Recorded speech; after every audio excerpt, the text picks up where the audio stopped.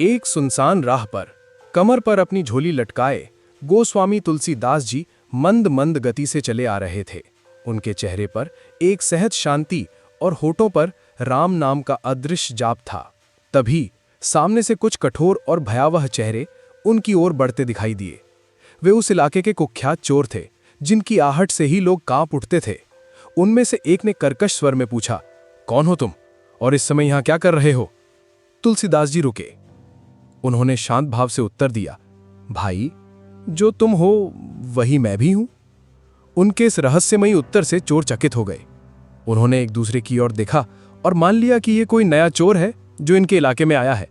सरदार बोला, लगता है इस धंधे में नए हो।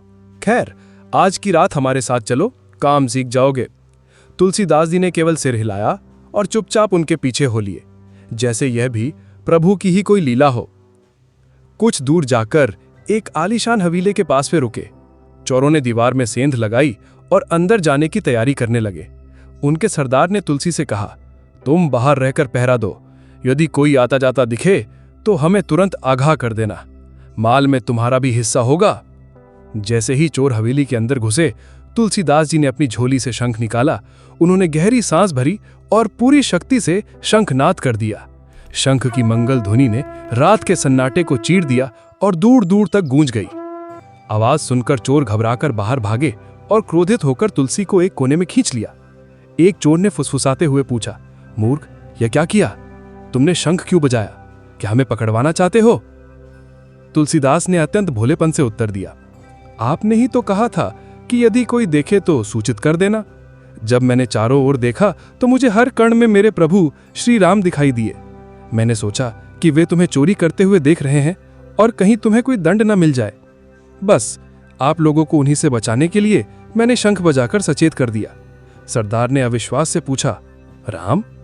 कहाँ है राम? तुलसीदास जी मुस्कुराते हुए कहा, प्रभु कहाँ नहीं है? वे तो सर्वव्यापी हैं। हर जीव में, हर कण में उनका वास है। वे तो मेरे भीतर भी हैं और तुम्हारे भीतर भी। मैं उन्हें सर्वत्र देख रहा हूं। तुम्हें कैसे बताऊं? तुलसीदास के मुख से निकले इन शब्दों में ऐसी दिव्यता और सच्चाई थी कि चोरों के कठोर हृदय पिघल गए। उन्हें लगा जैसे किसी ने उनके भीतर का अंधकार मिटा दिया हो। वे समझ गए कि ये कोई साधारण व्यक्ति नहीं, बल्कि कोई महात्मा है। ग्लानि और श्रद्धा के भाव से उनकी आंखें भर आईं और वे सभी एक साथ तुलसीदास जी के चरणों में गिर पड़े। उन्होंने उसी क्षण चोरी का मार्ग त्याग कर भक्ति और सदाचार का जीवन अपनाने का संकल्प लिया।